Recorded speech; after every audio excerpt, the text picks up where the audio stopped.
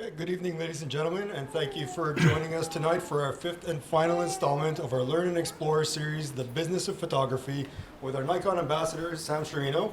Sam is a man of many titles and accolades. He is internationally and nationally renowned for having won many awards for his photography.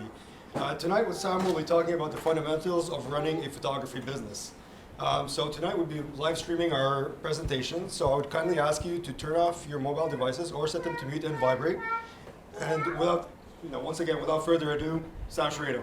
Thank you, Mo. Okay, so tonight is the fundamentals of business and what you kind of need to succeed. These are some of the skills, not all of the skills. And so I'm going to be touching on that. And I'll touch a little bit on the sales part because that is something that you really need. But the one thing about running a photography business is it is a very difficult business to run only because you have to wear many hats. And the many hats is, you have to be a very good manager. You're managing people. You're managing production. You are managing your marketing and things like that. At the same time, you're trying to work your sales, you're photographing for your sales, and you're constantly learning. And it's not just learning on how to photograph, because we all love to do that, and we need to keep learning because we have to stay current. But at the same time, managing your business, you're learning because you need to stay current on today's trends. And at the same time, we have to understand, okay, there's a new trend going on. How are we going to make money or keep a business viable by some of these new trends or some of these new ways of doing business? So there's formulas we follow, and managing is very, very, very, very important. So we're going to move forward from there. Okay, and I did add some images so that way it's not so cut and dry, because the business part usually is a little bit dry. So fundamentals to succeed in the photography business. The photography business is a way of life, okay? You live, you breathe it. If you're running a business, you live and breathe it. If you're working for somebody, you're still gonna live and breathe it, okay? If it's not the sales part, it's that's the one thing you're gonna learn. The other thing you're gonna learn is, how to photograph and all that. The one thing is if you're an employee, the chances are is you're not gonna be into the numbers where you really need to know what it takes to succeed as far as your monthly sales and all of that. Okay. So, management skills. Some of the management skills that we really need to get a hold of is financial management. That's really, really important. How much money's going in, how much money's going out, how much we need. We don't just buy equipment just because we want to buy equipment, or we don't want to just market because we want to market. Somebody calls you, I have this hot deal on a marketing scheme. You don't just, decide on it on a whim. It has to be part of your budget, so that way you're not overspending, and then you have enough money at the end of the month. We need to establish budgets, and you have to kind of stick with it. Sometimes we want to maneuver from it, but you have to stick to it. Purchasing product. How much are we spending for purchasing product? How are we going to price that product that we're purchasing, right? So a lot of people have trouble trying to figure out, how much am I going to sell that 8x10 for? Well, if we're purchasing a product we're manufacturing, we know what the cost is. There's a formula. That's what you're going to sell that 8x10 for. Give and take a little bit. And where the give and take is where you are as far as location, where you are as far as demographics, what the demographics are able to spend. And at the same time, if you're downtown Toronto, your rent is going to be at a certain level. If you are in some town, let's say in Northern Ontario, your rent is going to be a lot less. And that's where the prices vary. So if an 8x10 in Toronto is $40, it could be $22. Let's say I'm going to pick a place like Alliston or something like that, right? Just to say, all right? So things like that. Equipment purchasing, what you need for your business first. And then if there's other toys that you want because you can actually make money with it doing something else, then it's very, very important. But what is it that you need to succeed in your business to sell a good product? because that's what you basically want to do. Market ideas and budget. So, get the idea, budget it. If it works, that's great. If it's something that is way beyond you, maybe you can partner up with somebody else and cut the costs up. Employee production management. By that is a big thing. We have to understand how employees react to the production, how to control them, meaning how much production you can get out of them in a day. And of course, things always varies throughout the day. That's just the way it is. But as long as things get done and so many events come in or projects come in and so many go out, you know how many you need, then you're okay. So you can't just fly off the cuff. It has to be designed. So if you know you need 5 jobs in as orders and 5 jobs out as sales, you better get those 5 jobs in and 5 jobs out in that month per se. So we really need to know what's happening with that. Okay, employee production management, means not just managing what they're doing, but also managing which part of the production down the road is happening here. How many are going, how much time they're going to take on certain products, because that's all part of your budgeting, So what they're going to do, employee cost management. How many employees do you need? Do you need a full-time and a part-time? Do you need 2 full-time? Do you need 3? All of these things, and how much is this going to cost? And of course, you need a business plan. You need to know basically where you're going to be this year, where you're going to be in 2 years, 3 years, and 5 years. And sometimes it's just throwing a dart in the air, but you need to have progression, so it has to work by formulas, Okay, computers and their applications. We need computers. We need to understand how they work, meaning sales software, Photoshop, all of these type of things, so that we understand how it works. So for instance, if you're not, I would have somebody doing my Photoshop work and things like that. But let's say that person is not in that day, something has to get out. You have to be able to fill in. You need to be able to fill in all those spots, especially when you have quite a volume going through, Time management skills, very, very important if you want to run a business, So time management is important. If a friend drops by and wants to talk to you for 2 hours, you just lost 2 hours. So you need to know that, hey, you know what, I only have 5 minutes, I have a meeting, even if you don't. All right, things like that, so that way they know what you're going to do. Because what will happen is you're going to be doing it at another time. And that other time might not be a good time, right? All right, so production workflow management.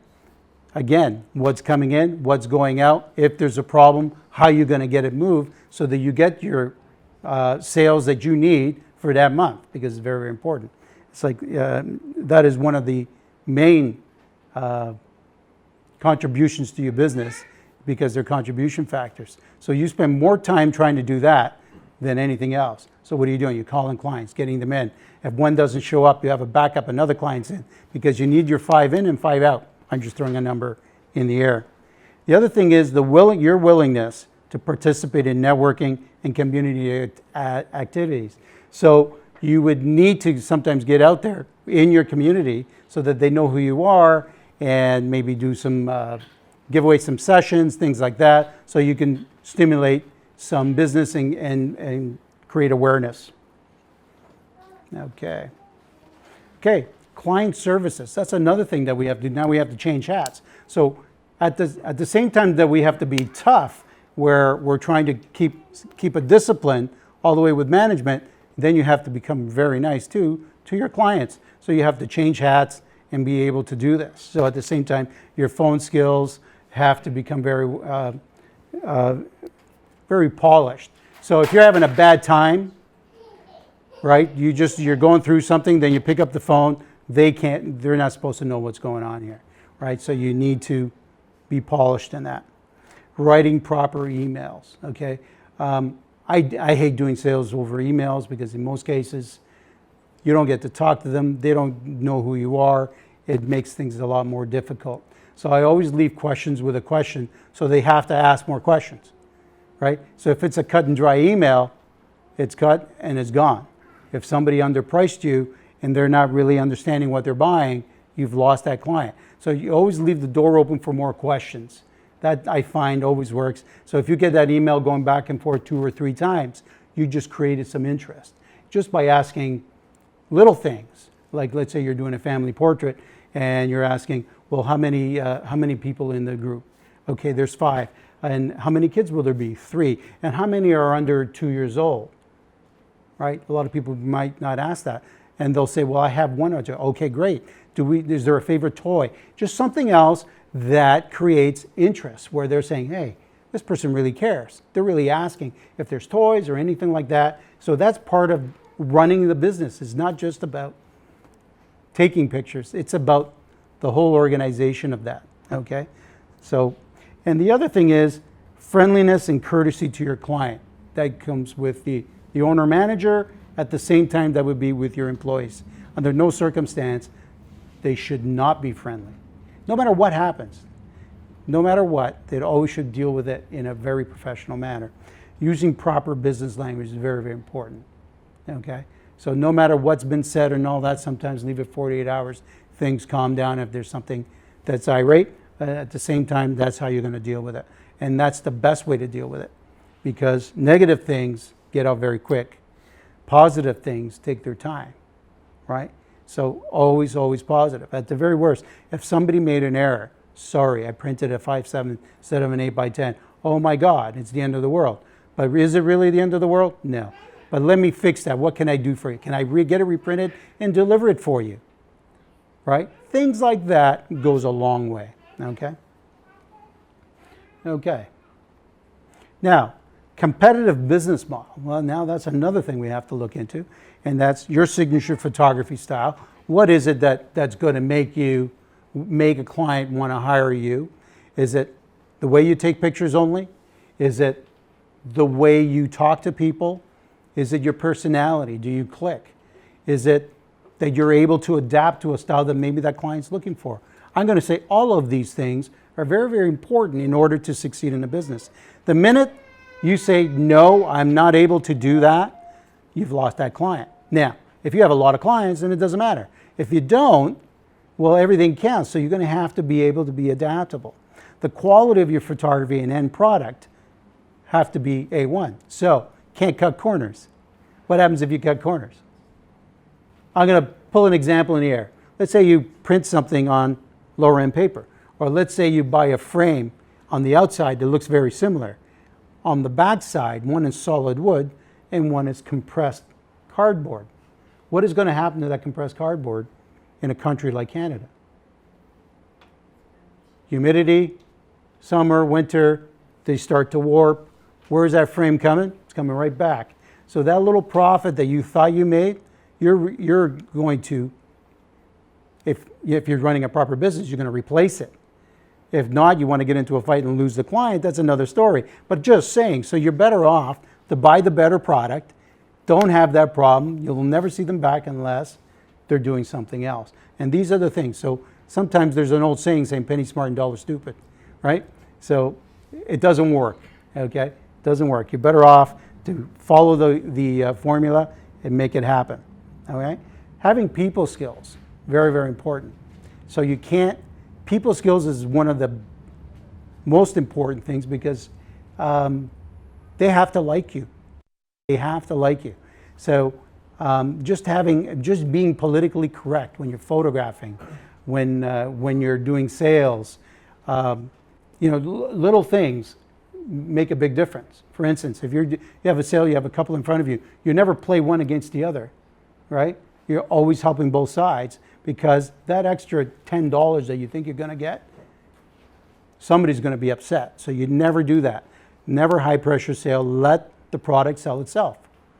Okay? And it will if it's done properly and you have integrity to do it the right way. There's not a problem in the world. So people skills is very important when you're photographing. The right wording, the way to talk. Never say, oh, I don't like your hair or anything like that. Just say, can you just go have a look? I'm not sure. Is that, hair supposed to be out there? Oh, I'm not sure. Let me go have a look. Oh, thank you very much. I didn't notice that it was out of place or something. I don't know. I'm not a hairstylist. All I know is I'm not sure if this is right?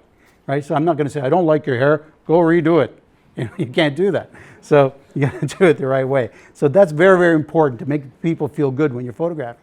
Your ability to listen to your client is so, so important. Listen to them. So don't say, I can't do that type of photography. You listen to what they want, and then you try to get it there with your signature style, right? Nobody's telling you to do it differently. They're just saying, I'm kind of looking for this type of a look. Do it with your style. Not a problem. And in most places, you'll be okay. Ability to offer additional approaches to your photography style. So different things. So what are we doing in a photography business, regardless of what it is, commercial, wedding, portraits, still life, whatever it is. We are offering a service, and at the same time, we want to be able to offer other things. So we're actually documenting. If it's an event, we're documenting the event. So if we're photographing a wedding, let's say, or a portrait, we're documenting the portrait or the wedding. And then at the same time, you kind of want to take it to another level and say, after I'm documenting, I'm creating a story for your storyline album, I might want to sell a couple of fine art portraits at the same time with a different look, because that's where my head is going, because we all want to be artists. Cool. So we want to be the artist, but at the same time, we need to document what's there, because that's what we're there for. And this is not something that just came out now. This has been going on for over 30 years. We just call it different things. You know, before we used to call it candids. Now we're calling it documentary. It's all the same. We're there to photograph and record, right? So we're recording the event, and then we're trying to create a story and sell it in order to have a good business. Build your business model based on your strengths, okay? So if you're more of a portrait type, well, you push that, and at the same time, you can have some of the documentary stuff that maybe you're not as strong at, but you do a pretty good job at it, that's okay. And then you really do a number on the portrait. Maybe it's reverse. Maybe you're not so good at the portrait, but you have to sell that, but you're very good at the documentary side, so you can sell a little bit more of that. So know what to sell and know what your strengths are, okay? Okay. Are you ready? Are you ready to run a business? You know, a lot of times people maybe coming out of school, they think, well, I'm going to go out of school and I'm going to go try to get a job in a photography studio. And even back, I mean, if you can go back now, we can go back 5 years, 10 years, 30 years, there was only so many studios you can get a job at. So most photographers are doing what? Most artists are doing what? Are they looking for a job, or are they creating a job? Are they creating their own job? In most cases, they are. Okay? So it's very, very important to understand all of these other things, what it's going to take to be successful in order to create this job that you're going to create. Okay? We're going to have some questions, sir. We're going to have a question period. I just want to say something really quick. Yeah. In the 1980s, UNESCO firmly acknowledged that the audiovisual medium was considered culturally significant. So, I mean, maybe that's how something like that has happened. There has been some type of recognition. Yeah. You forgot recognition. So, Right. sorry. Yeah, that's fine. You need to recognize everything that is put into place, but there is a difference between some people are going to be able to create their jobs and give jobs out, and some people are going to look for a job and that's what they want to do. And there's reasons for that, because everybody's going to find their place, because not everybody can do everything, right? So that's where I'm saying, are you ready? Meaning, do you understand the business of photography? If you don't, then, and you don't want to understand it, then you want to kind of be an employee type thing and just be told, okay, go there, photograph that, bring back the files, and we're going to work it, and maybe you'll sell it. Do you have the knowledge and skills to capture, light, pose your clients based on task at hand? What's task at hand? What event are you doing right now? What are we photographing? Are you going to be able to do this? Now, let's say, we'll take it again into a portrait wedding type situation. You're photographing at different places all the time under different lighting conditions. How many light sources do you really understand? Can we take it to that level where, you know, there's a lot of sun coming through and we're going to overpower it and create something that we're going to be able to sell? Because that's where we're going with this in the end. Or Is there a beautiful window light? We're going to use that. Or are we using both? All of these things come into play. So we need to be able to kind of be prepared with everything that's at hand, okay? Are you a starter? Are you going to roll up your sleeves and go, or are you going to wait to be told what to do, right? There's a difference. So if you're going to roll up the sleeves and go and you're a self-starter, you're a more business type go-getter. If not, then you need to be told what to do. Then you need a manager telling you what to do. So that's where you're going to figure out where you are. And realistically, that could make a difference between succeeding and not succeeding. That make sense? Okay.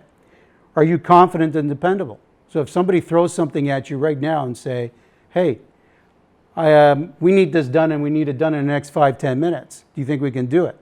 Well, the ones that are confident and dependable, they're going to go at it. The other ones can just walk away and say, sorry, can't do it. Sorry. Why? Because they have to get mentally prepared for it, right? So where are we in this? And I'm just throwing things out in the air, just based on my experience with some employees, okay? All right, so can you handle challenges? If a challenge comes at you, can you handle it?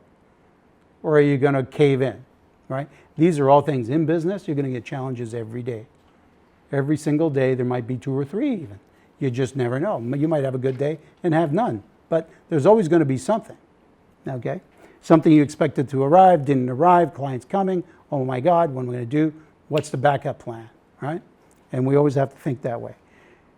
Do you have integrity? What does that mean? Are you going to take advantage of your clients or your employees, or is everything done in a proper way where you become trustworthy, right? Which is a real important thing, is your client needs trust, right? They need to trust you. Are you good at organization? That doesn't mean you have to be trim and proper and everything has to be in the right spot. That just means that, are you good at juggling things and knowing exactly where things are and being organized with it? I'm going to do this first, and you have a procedure on how you do things, okay? Okay. Some of the things are you in good health? If you're running a business and you're doing a 12, 14-hour day every day, 6 to 7 days a week, that's very, very important, okay? So get it there. Do you have common sense? Do you think with common sense, okay? Or do you have a temper? If you have a temper, you got to learn how to cool it off. Do you make decisions in a business-like manner? Do you think, every time you get thrown something at you, do you think in like a business, right? If somebody's asking you for a discount and you have a $2,000 product and they say, hey, come on, I'll pay you $1,400. Are you going to even think about it?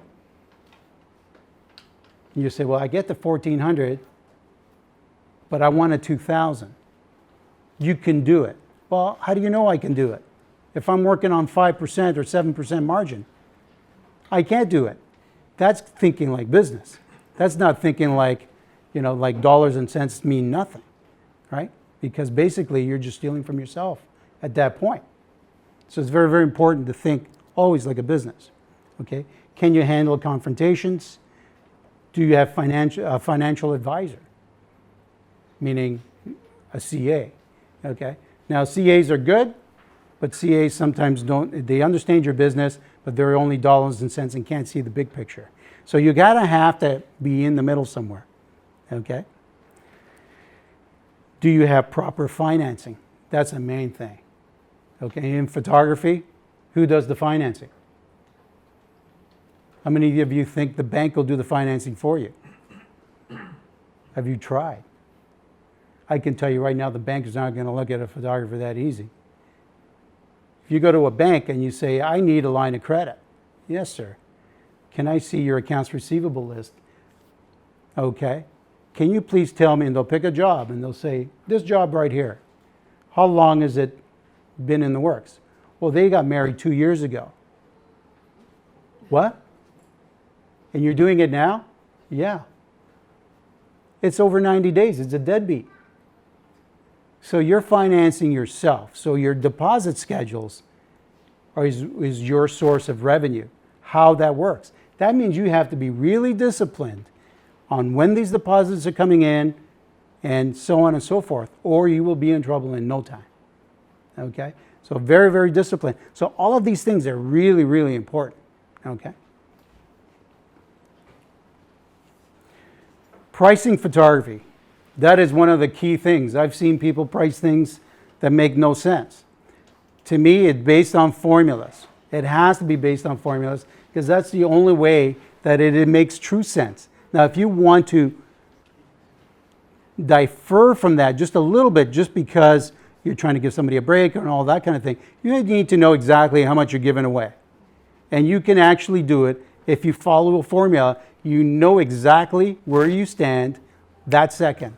So if somebody came to me and say, hey, you have that $50 8x10 there, and I want to give you $30 for that because I think $50 is just ridiculous, right? That kind of thing.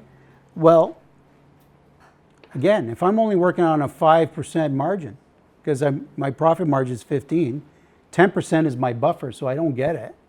I might have 5% in the end. So if I want to give away the 5%, that's all you're entitled to. Other than that, everything's accounted for, right? So that's it. Discipline, that's it. If they say, well, sorry, I'm not going to make this, I'm not buying it, that's okay because I'm at a loss. There's no point in selling it, okay? So these are the things. Most service or manufacture, most photographers they service or manufacture a product. So we need to do both, right? We're servicing and we're manufacturing a product. Okay, we're switching hats all the time, and we sell a service or sell a product. So we're selling both. So we need to price both. So the fact that some people are charging by the hour kind of doesn't make any sense to me because it doesn't work that way in a photography business. Let's take weddings, for instance. When do you photograph weddings in most cases? On a weekend. What day of the weekend? Saturday. What about the other 6 days? How are you going to justify hourly rates on 1 day a week? It doesn't work, okay? So that becomes part of a session because what you're doing in that session is you're creating a full-time job for yourself through the week. So it's not about the 8 hours that you're at the job photographing, it's everything else. Producing it, selling it, talking to them on the phone 10 times before the wedding, so on and so forth. There's so much time being wasted, okay? So it's hard to come up with a number by the hour, right? So if some people say 200, it should be 400. So if you want to come up by the hour, you say, okay, how many hours does the studio open? How many hours how much money do we need? Divide that by the hours, and you're going to see that you're going to need like $400 or $500 an hour by the time you're said and done for the month, okay? So, especially if you have employees and all that.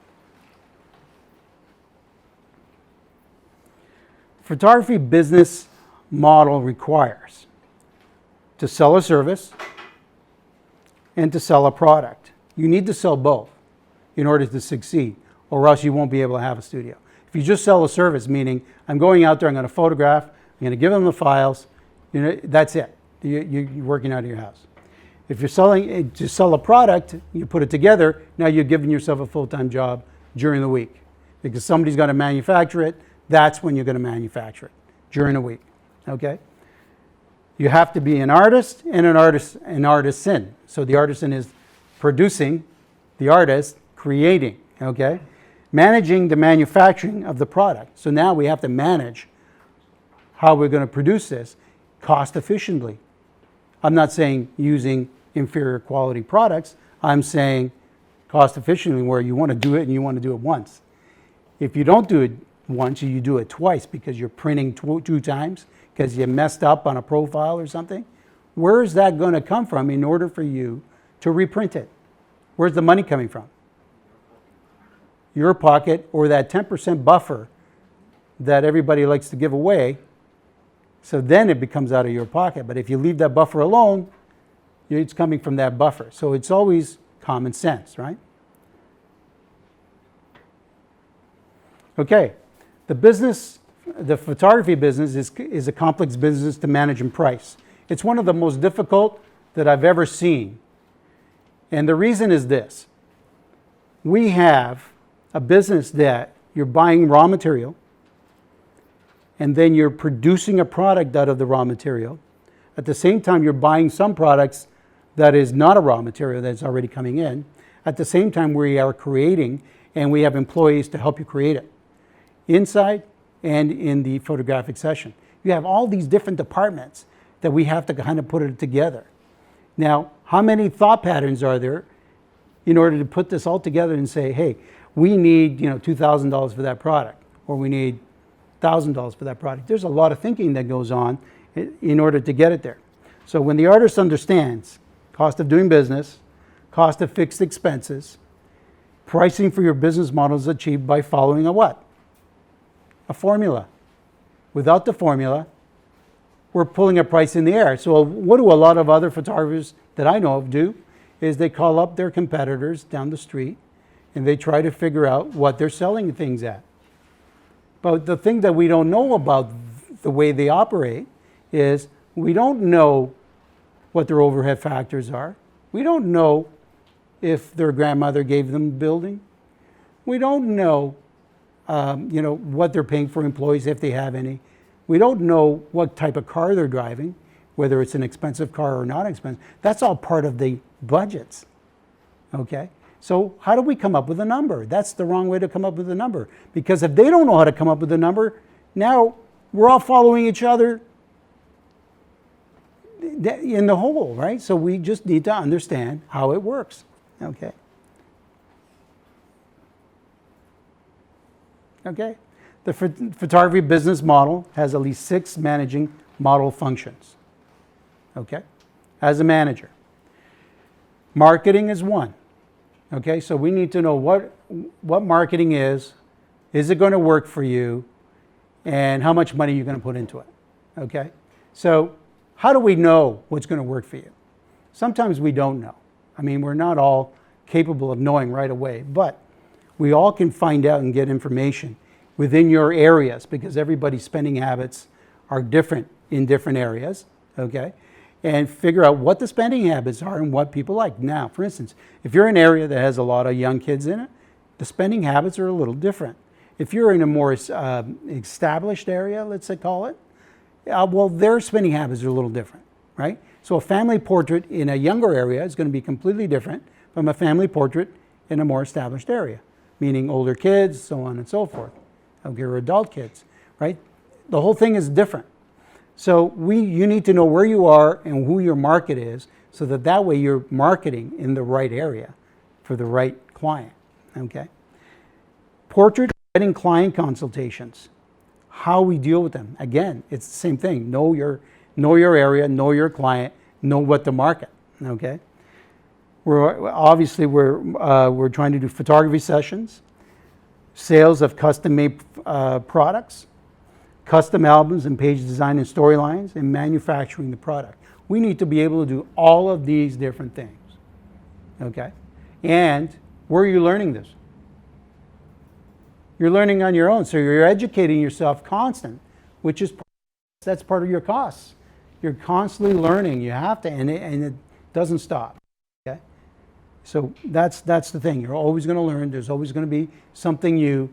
I recommend also coming out to these type of things, going out to some of the conventions, because if anything, some of these conventions, if you come back with one idea that's new, that's not in your area yet, that worked in some other area, every year you come up with something new that's going to help you stimulate a new action in your business.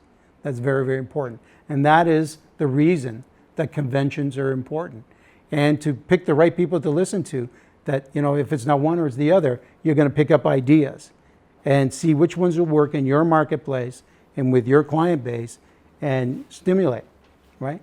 One year it could be white backgrounds, one year it could be dark backgrounds, one year it could be outdoor, one year it could be whatever it is, right? Keep coming up with different things. One year it could be we're selling 3 portraits instead of 1, so they're smaller. The following year you could be selling a big portrait because the little ones, they bought that last year, right? So if they already bought it, they're not going to buy it again, so you have to give them something else that they want to buy, okay? So that's the thing that keeps going. Okay. Each of the business model's concepts impact the pricing structure to successfully manage a photography business model. Okay. So everything impacts what's happening. If it's something that's a hot item, you won't be able to keep up with it because you're going to be pumping it out like no tomorrow. If it's a dead item, you might have to reduce the price a little bit to try to create some action. So you need a call to action. So maybe an item that fills in another department, depending on how many employees you have and what departments, you might have to stimulate this department by a call of action sale, where this one here is really, really busy. You don't have to do a call, you can go at full pop. So we have to, as a manager, understand what's happening here. If there's a frame that doesn't want to sell and you have a lot of stock, call of action, get them out of there, and then get the ones that are sell. Or what will happen is they're going to get all scratched up, and you're going to end up throwing them in the garbage. Then it costs you money, right? So get them out of there before that happens. So we always have to stay on top. You have to have your eyes everywhere, okay? And that takes a lot of effort to do that, right? There's a lot of thinking. That's why it's a way of life, and your mind is always operating, always operating, okay? Fundamentals of pricing, putting the numbers together. Do you feel that that's a very important thing? How many feel that it's just about shooting pictures, taking pictures, and that's the end of it? Not really, right? It's all of these things put together. Because once you decide that you're going to become, or you want to shoot it, even to do it on a part-time basis, and it becomes a part-time business, once you've decided it is past the passion point, the hobbyist passion, then you've made a decision that it becomes a way of life, and we have to operate in principle, okay? And with principles and with rules and regulations. Okay, fundamental exercise in pricing for profit and volume is to understand what the costs are to manufacture, so we need to know what it costs, service and photograph in order to produce a custom product, okay? So service, which is what? Answer the phone, yes, wear this clothes, that clothes, and then it calls again, yes, you're confirmed for that appointment, and then again, reminder, tomorrow you have a session, right? You have to keep doing that because it's just the way it works, right? Somebody's going to have to pay for that, right? And then photographing the session. You might have an assistant there. You have lights, equipment, all of these things, backup equipment, in order to produce a custom product, okay? So we're there to service, photograph, in order to produce a custom product. We establish the cost of a product and mark up the cost of a factor. We cut all the hardcore, and we have factors that we use. That way, you don't have to worry about what the guy down the street is, or whoever the person down the street is doing. If they're going to do something which they're going to fail, you don't have to follow their path, okay? Once they do enough work at below cost, they won't be able to continue. They will get out of the way eventually, okay? So very, very important. We establish the cost, markup caused by a factor. The factor is determined by dividing by 100, okay?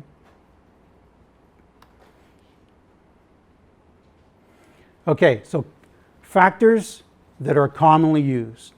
These are a few factors that are commonly used. I like the times 4.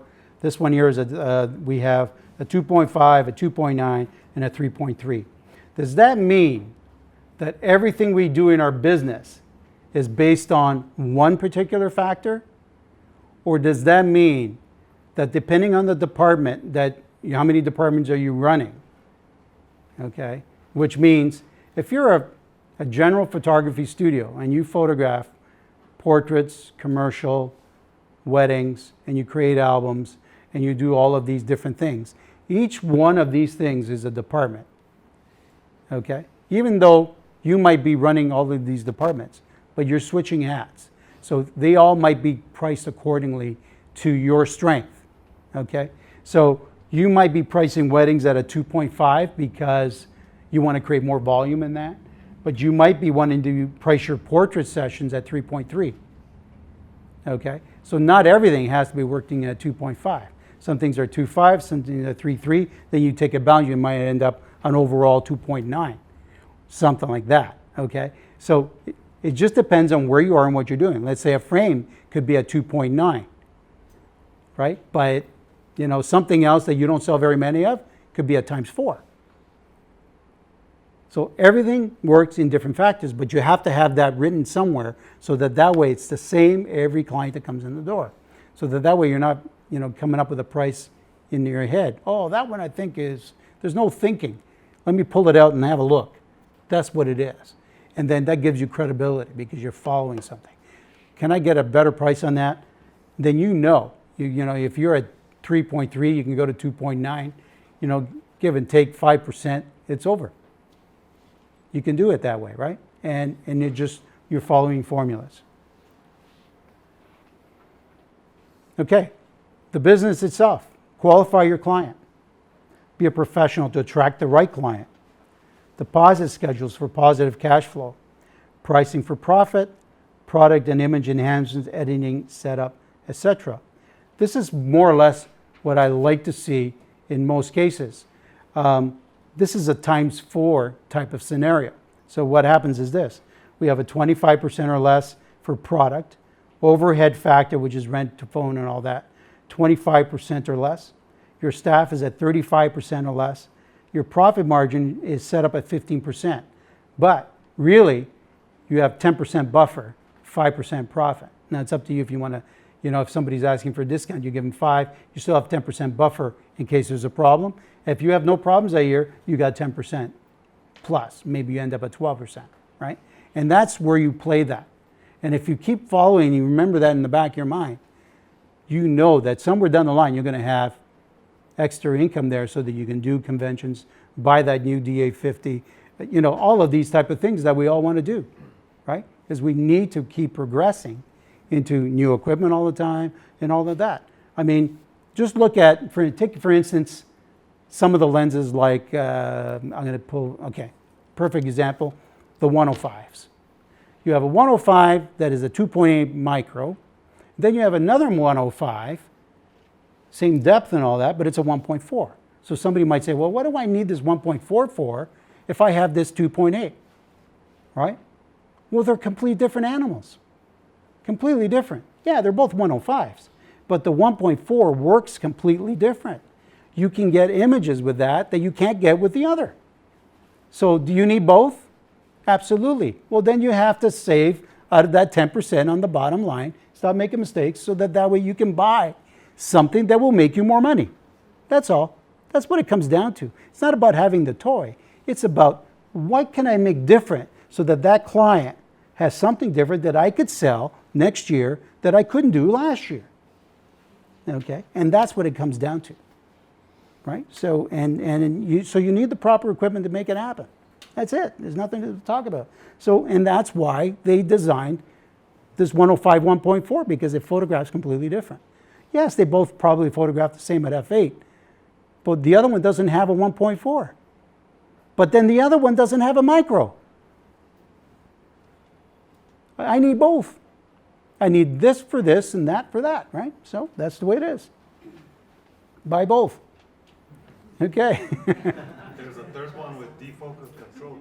There's all kinds of things, but I'm just giving you an example of what to do with, two different lenses. Now, if you're photographing the same way and you're going to photograph everything at f8, then it doesn't matter which one you buy. But if you're going to use it for what they were built to do, then it matters what you're going to buy because you're changing the look, you're adapting. Okay. So sell your images as fine art portrait collections. So as I was saying before, we're documenting things. We're there to document, right? But then at the same time, now we want to sell our portraits because that's the other department. That's the other 20, 30% that's going to add on top of your sales that you probably wouldn't have thought of if you didn't photograph those fine art portraits. Okay?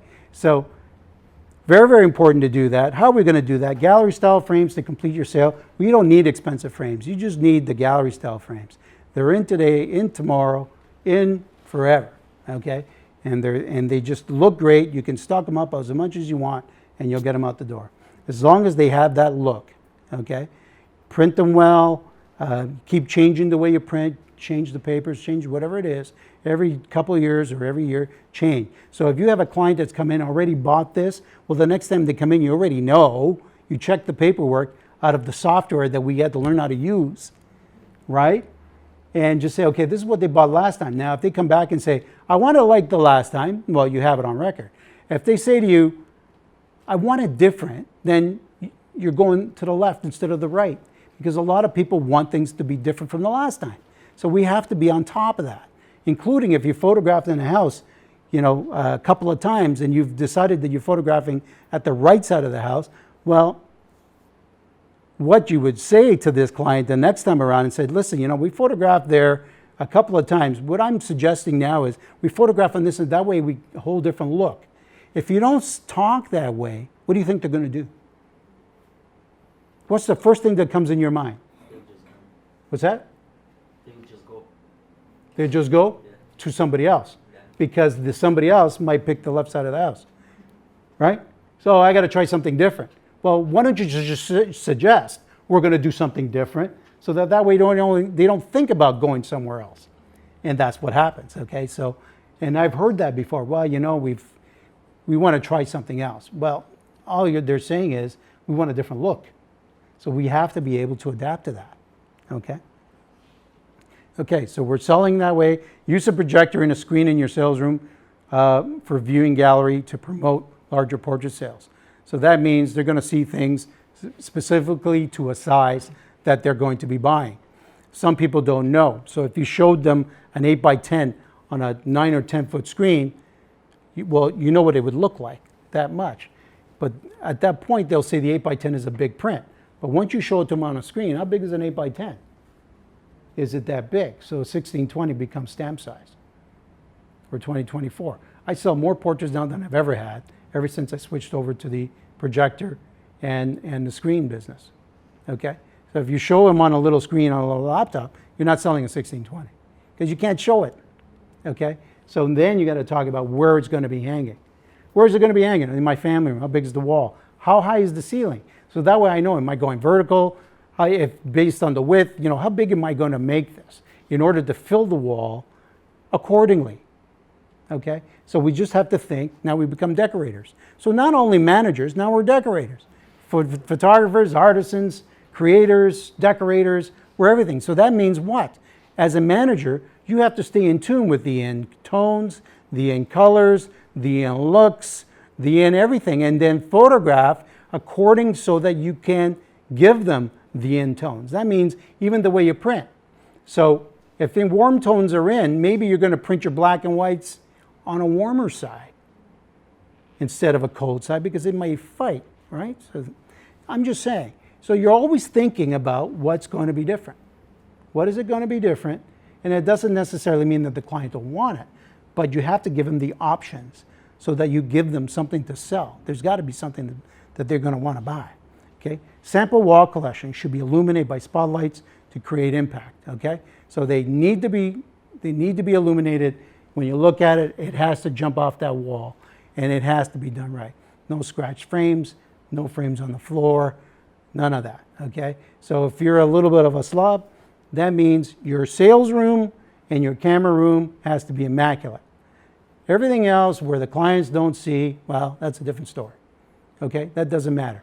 And as creators and artisans, things do end up all over the place, but they all have to have a place. That means that's part of organization.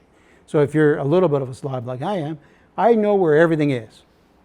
Okay, if it's there, I know it's there. If somebody moved it on me, I know they moved it. Okay, but the camera rooms and all that, immaculate. Okay.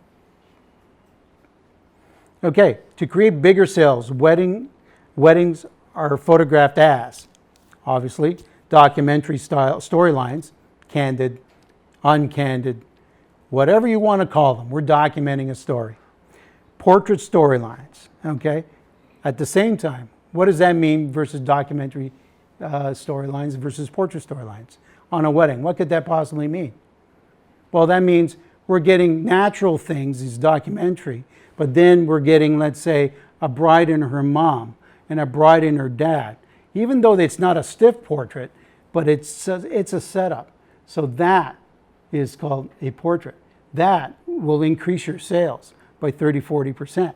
It's not just about the emotion of somebody crying. It's that plus all of the other. You put it together. Now you've doubled your order. Okay? It doesn't take a scientist or a a genius to figure this out, right? It's just the way it works. It's always worked that way. So it doesn't, there's no such thing as I only do this. You have to be able to do both, and you have to create it, okay? Each set is a story. Each story is part of an event flowchart. So that means we have to understand what we're photographing. Bride and mom, bride and dad, bride and whatever it is, keep going, right? And that way, we're creating storylines and pages and pages and pages. So instead of selling 30 pages with, 30 sides with 15 pages, you might end up selling 50 pages with 100 sides, right? Or 70 sides, or whatever it is. But the whole idea is to be able to increase your sales from the starting package, which people, when they first come in, that's where they want to be, and then it's up to you to get them 30, 40% higher after that, right? They're going to always go for the bottom or somewhere in the middle. So what I suggest as far as packaging is concerned is not have just one set package. This is where we start. No, have, even if you want 10 packages, it doesn't matter. If you have 10 packages, guaranteed you're not going to sell 6 of them. But it doesn't matter, right? And some of them are going to be so priced ridiculous that nobody's going to ever touch it except for that one every once in a while, which is okay, because they can afford it. So you might have one at $2,000, one at $2,600, one at $3,500, one at $5,000, one at $7,000, one at $9,000, one at $20,000. You're going to sell it? Probably not. But that one cookie might. But what is that doing? Well, you know what? That $3,600 one doesn't sound too bad when you start to see the $8,000, the $20,000, and all of that, does it? So, and that's what you basically want to do. And if you would have just put the $3,600 there and the $2,200, they wouldn't have booked the 36 because that's expensive. So we need to understand how this works, okay? And where you want them to be. Where you want them to be in the end. And if they start at 36 and then end up at 8, by then switching packages, by all means. I'll never stop you from doing that, right? So it works that way, okay? So let's keep going. Okay, to create bigger portrait sales, sales and portraits are photographed as portrait storylines. Each set is a story. Each story is part of an event flowchart. Wow, it almost sounds the same, doesn't it? Because the fundamentals are all the same.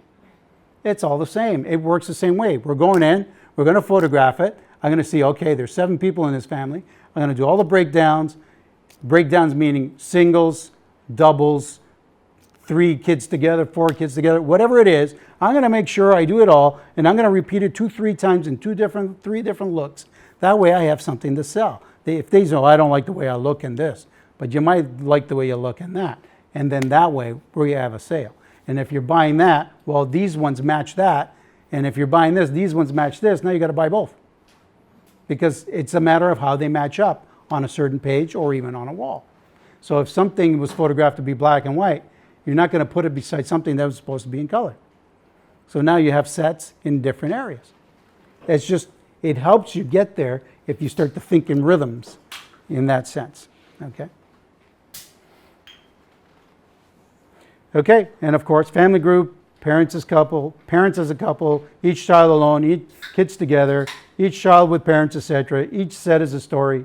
Each story is part of an event flowchart. Think that way every single time, and then get creative while you go. So do the bread and butter images. Yes, straightforward bread and butter images. Then get creative and bring it to another point so that way the look is completely different. And the other thing is you're covering yourself.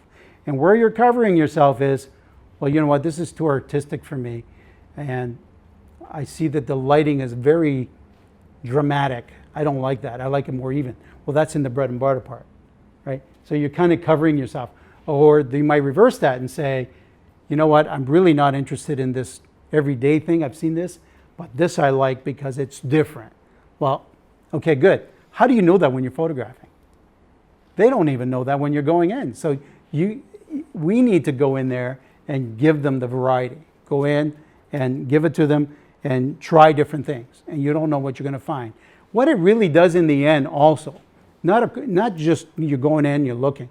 You're actually learning how to handle the situations in every area that you go into, meaning in a lighting situation, because you're going to come up with things that normally you would never come across. So there might be some lighting situations that you really got to give it some thought. And what does that do? That's experience. So the next time you're up against that, oh, I've done that before. It's pretty straightforward, but at the beginning you might have to give it a lot of thought. So you're actually learning as you're going all the time. Lens perspectives, all of these different things, right? How do you handle your camera? You're going horizontal, you're going vertical. What is it that you're trying to do, right? Where's your composition lines? Where's your forms on all of these things? These are all things we need to think about when we're photographing. Okay. Okay.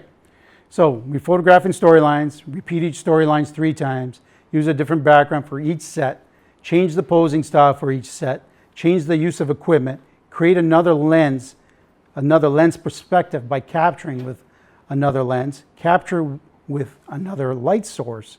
The idea is to create variety. Okay. So you might be photographing in one spot with your SB 5000s, and then you might go into another spot and you might be using window light with an SB 5000 as a fill, and you just keep moving, right? So in one spot, that light might be your main light, another spot, that light might be your fill light, right? So we need to understand when we want that light to be a main light, when we want that light to be a fill light, because we're moving quick, right? And all it's doing is changing the look. Okay, look for light direction. Looking for triangles and creating them in your compositions. So what is it? Looking for triangles. Look for forms, look for lines, look for shape. Look on what line comes across the composition into some of the rules of thirds or the golden rule, right? And we need to, what needs to happen is when we're looking at an image, we need an entry point and an exit point. That's basically what we need, okay? Create lead-in lines to enhance your composition, like the subject to create the depth, use the correct lens for look and perspective. Pretty simple, but it's not, because every lens has a purpose, as I was saying before. So we need lens perspective. What is that we're trying to do? We need depth of field. Which lens are we going to use now, right? Are we going to use a 5.6 lens, or are we going to use a 1.4 lens? So we need to understand which one we're doing and what are we doing. Are we using a wider source lens, or are we using something that compresses? Why do we need to compress? We want the background to compress. We don't really want to see it. Or we want the wider lens because we want to create a lead-in line with a wide-angle lens. I mean, a portrait with a wide-angle lens. Not unheard of. So we start creating lines with what's in the background and so forth. So all of these things come into play. What does that do? Variety, all the way through, right? Your signature style is yours and works for you. That's easy to say, but what is it that works for you? It's your style, your lighting style, your cropping style, the way you use the equipment. Everybody uses things differently, okay? So that is what works for you, but at the same time, you need to be able to adapt. So it's still your signature style, but you adapt to a different look. Be organized with your posing style and sequence. Easy to say, but why would that happen? Because sometimes you don't get an hour and a half to photograph something. You get 20 minutes. And if you're not organized, you're going to struggle in that 20 minutes, right? So you still have to come up with things to sell within that 20 minutes. I get you. So just really quick, there's one called the Benzier curve. Okay. I'm just listening to what you're saying. As far as what, composition? Yeah. It's Yeah. called the Oh, there's all Benzier- kinds. I mean, I'm just, Benzier curve. yeah, Exactly. there's all kinds, yeah. I mean, I'm just keeping it simple. Okay. Okay, so your personality should convey enthusiasm and positive energy. So you have to want to be there, and if don't want to be there, you can never show it, okay? It has to be positive all the way through, and that's the only way you're going to create things that you're going to be able to sell, okay? So effort, effort, effort all the way through. If you looked at my image at the beginning, which you'll see in the end, I look very intense, okay? That's on purpose, because when you're doing this, you have to be intense. You have to think about what you're doing. It's not a lolly-la land. When you're in there doing this and you're photographing, you need to be intense. Of course, you're smiling and all that, but you have to be focused. That's the intense, okay? You have to be really focused on what you're doing. All right. Okay, sales, quality work demands premium dollars. We know that selling quality products, capturing with quality equipment gives your studio credibility and trust, in which it creates larger sales. I believe that. It's all the way through. Get quality product. When the product gets delivered, they open it up, okay, comes out of a box, and they open up that album, and if they start saying, wow, and it starts even with the box, and you haven't even looked at the album yet, you've done the right thing. If you have a little box that has masking tape on it and this and that and the other, because the box costs $5 and the other box costs nothing, you're sending the wrong message, especially when you're trying to sell at a premium dollar, okay? So it needs to be when it's a wow situation all the way through, and there's only one way to do it, is to do it the right way, okay? There's no corners to be cut. And if all of a sudden something's wrong, redo it. Because you know what will happen when the client comes in? They're going to tell you to redo it. So which one would you like? Would you like the client to tell you to redo it? Or would you like to tell the client, I noticed something, I'm getting it redone? Which one sounds better? You're paying for it anyway. It's coming out of that 10% in the back end, right? You're better off to say, I caught something, I'm redoing it. That way they can see, wow. They caught something, look at that. They called and said they're redoing it. That gives you what? Integrity. And that's exactly the way it works. And that just gives you more positive word of mouth down the road, and it will pay off.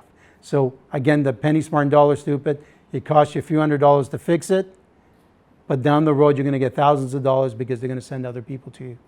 That's basically what it is. If you're going to fight me or fight them on the 200, that's going to cost you thousands. The thing is that you never know about it, okay? And that's what happens. You never know about the ones you lost because they never called you, right? And that's just the way it works. So you have to think in a business, with a business mind, and really be sensible on when you're redoing things if there's a problem, and just do it. If it's your doing, just do it. You're not going to get away with it, one way or another, knowing or unknowing, okay? And we did actually pretty good time. If you want to follow me on any of these sites, you can. Facebook, Instagram, and Twitter. You're welcome to do that. And now I guess we can go with some questions. Do we need a mic for questions? Yeah. If anybody has any questions, Sam will be answering.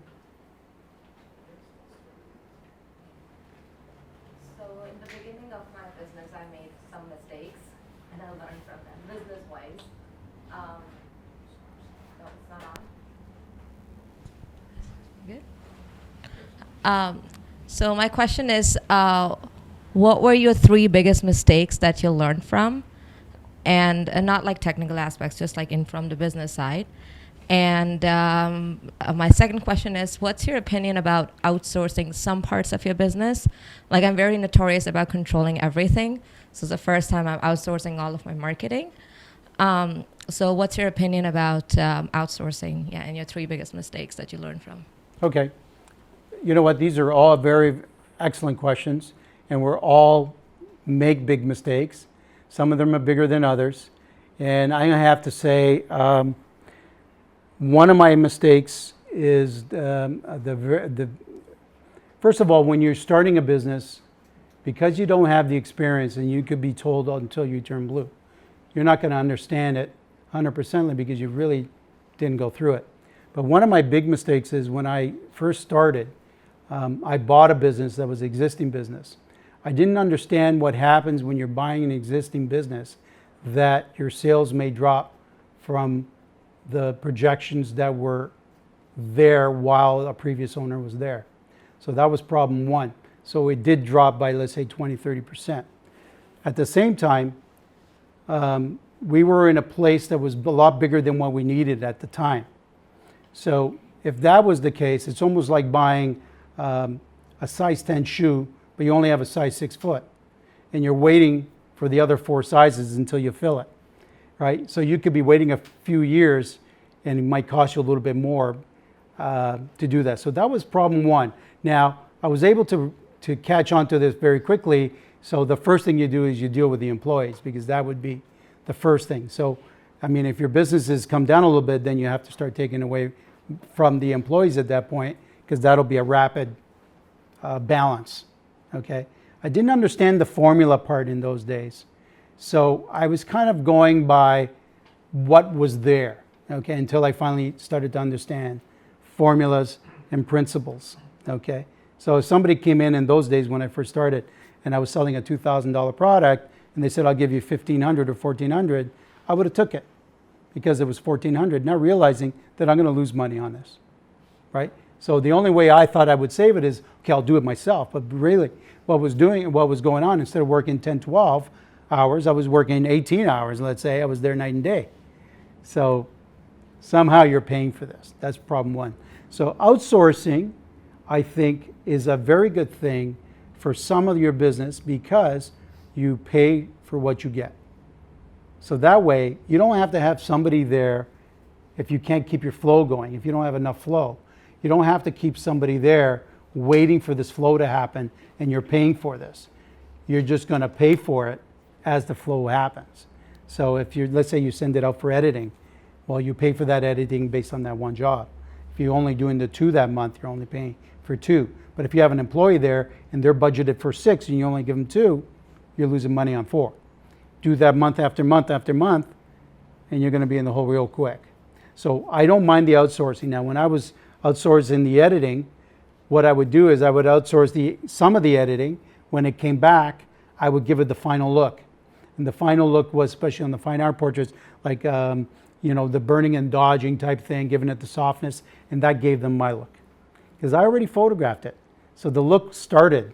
All they did is they went, cleaned up, took out, let's say they cleaned up skin imperfections and things like that, and then I took it to the next level.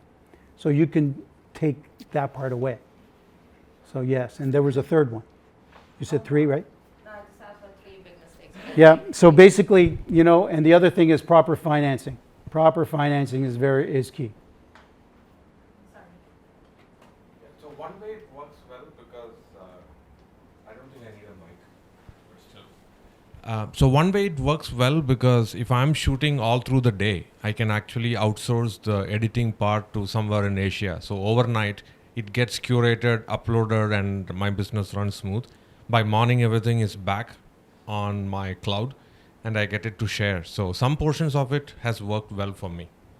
As far as outsourcing that, I agree, because you could be doing other things like photographing another event, which you make more money at. So even if you paid somebody, I don't know what that's worth to outsource now, let's say, I'm going to say $100, $150, you could be making, $1,000 by doing something else. So this is when we're going to have to understand which part we're outsourcing and which part we're going to be involved in.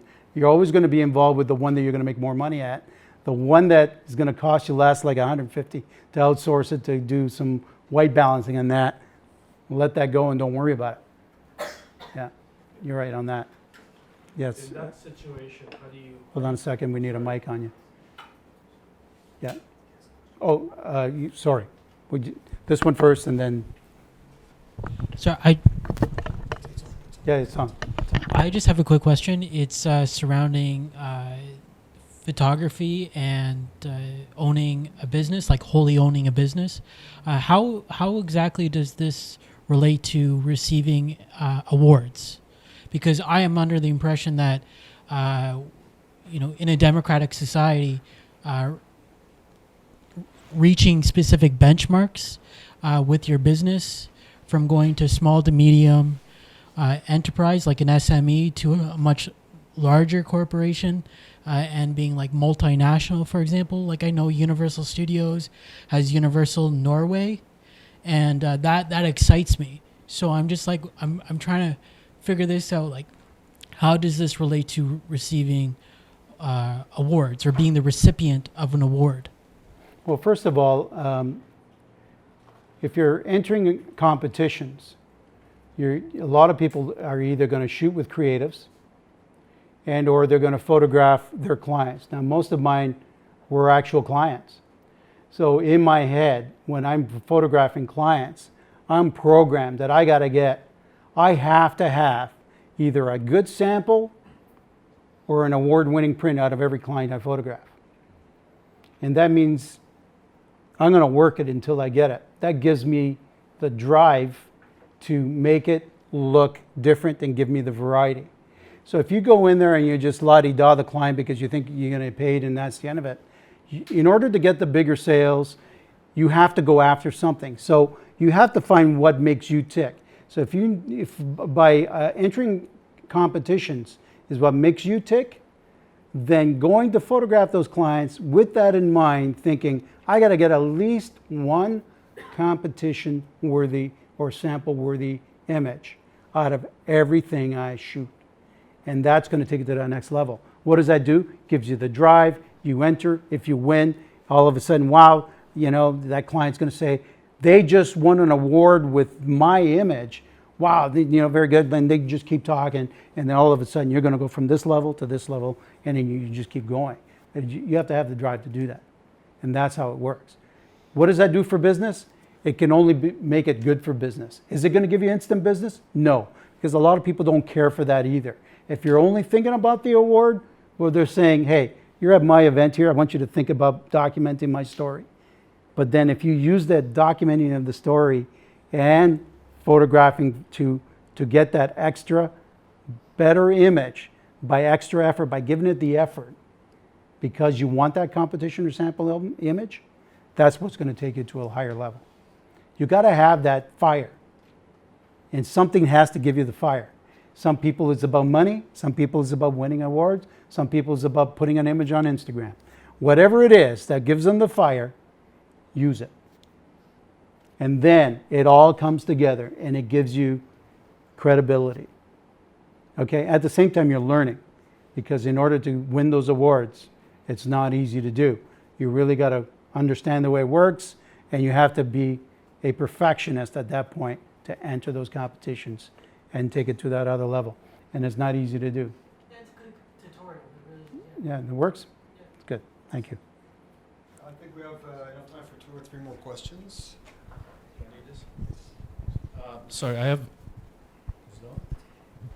have 2 questions. So the first one I'll ask first. So on the outsourcing of your editing, how do you protect against piracy of your image because it's copyrighted? Like you don't want to have this appearing in some foreign publication that you're not aware of. I understand. I think you really have to be careful where you're sending it, and you have to deal with people that have integrity. If you if you don't trust them, don't use them. If there's somebody that's a little bit more money and you trust them, use them. Do you guys exchange the contracts? There should be a contract, but in most cases they all have integrity. They don't want to use your images. The ones that do, that are photographers too, don't use them. You want the ones that are just editors. Okay. And the last question is with regards to your pricing. Let's use a hypothetical example. If we use your formula for a wedding shot, for example, and let's say it comes out to $5,000 for a shoot, Yes. but 5 of your competitors within a radius of 20 miles are quoting $2,000, what do you do in a situation like that? Well, you got to look at it this way. Let's think common sense. If they're quoting $2,000 for the same product, that means either I'm completely out to lunch or they are completely out to lunch. Now just think of it. If I said your product has to cost 25% or less, right? And your rent is 25% or less, your employees are 35%, and they're coming in at $2,000, that means their product is not costing more than $500, right? If they use the same source. Well, if I'm at $5,000, my product is at what? $1,500-ish? Well, something's not right. Sometimes you could be competing with a hobbyist who works from his parents' basement. Okay, but the product part of it doesn't change. They're paying the same money for that.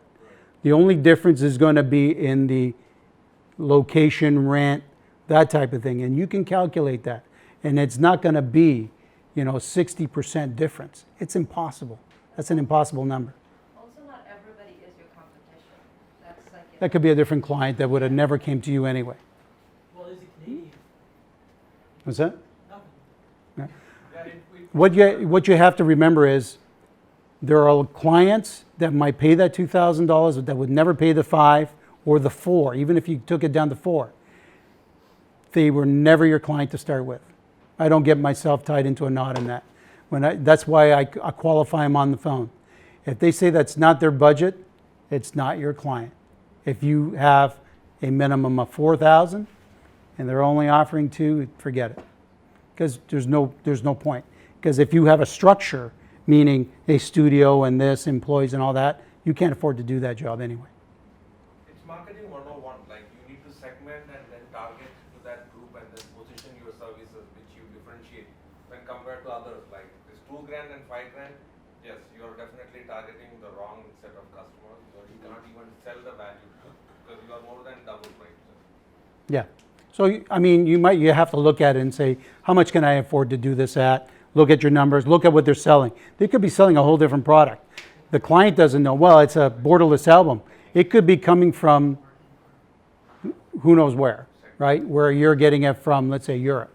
So maybe that could be your difference in product cost, right? Maybe So now, maybe they're using a Canon and the pictures aren't good. maybe, but I wouldn't go there, but anyways.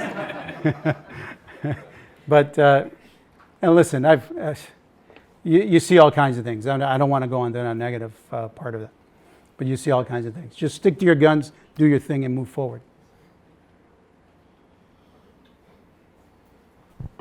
So we shoot interior spaces for different firms, architects, the interior designers, stuff like that. So one of our biggest concerns is with copyright issues. So typically what happens is like we'll sell our photos to whichever client it is. Right now we're dealing with something where it's a repeat client where they've asked us if they can go into kind of a partnership with one of their vendors to both foot the bill so that both companies kind of offset the cost. But what they want to do is rather than splitting it like down the line, one company wants to pay us completely for it and then resell those photos to that vendor. So obviously we don't want to do that because that's money that we could be making.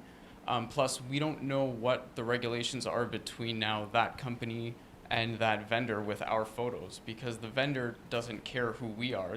They probably don't even know who we are because there's no contract between us, the photographer, and them, the vendor. We just have the contract between us and the initial client who designed the space.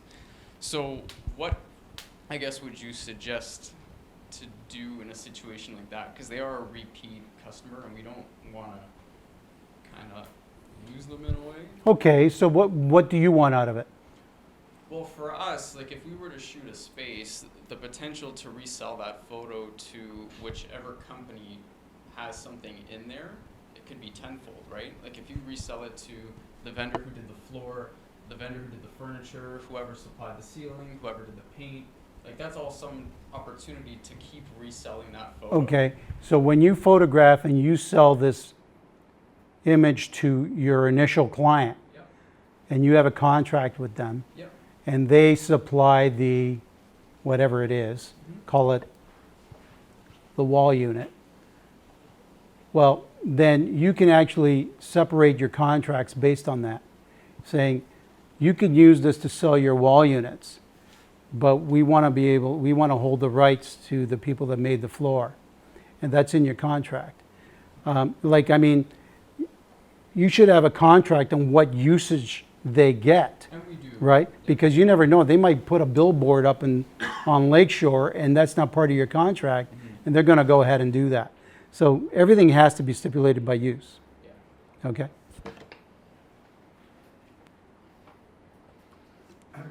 You have a question?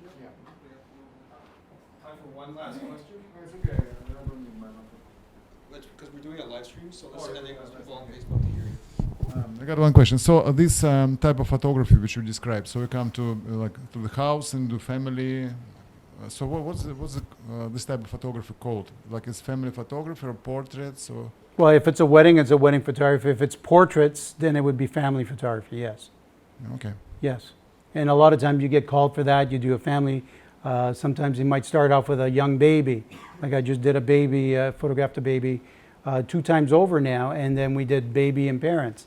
I mean, I'm not going to go there just to do a baby. I'm going to make sure that I get the parents involved and parents' hands involved and all that, because I'm already thinking how to take it to that next level, right? Right. So, and that's how we you want to be able to give yourself the opportunity Yeah. to make some revenue. So, sorry. So you don't have necessarily, you don't need to have studio, right? So you can. You don't just- need to have that. You Yeah. can have a sales room, or you can have a sales room in your house if you want. Or you can just go to their house and do it. You can buy a small projector and project it on their wall. Most people have lighter walls. And or you can have, a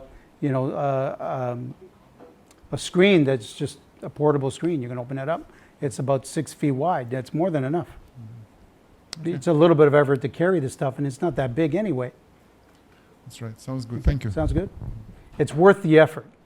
It's worth the effort. All right, so that's about all the time we have for today. Sam will be hanging around after the show to answer any more one-on-one questions.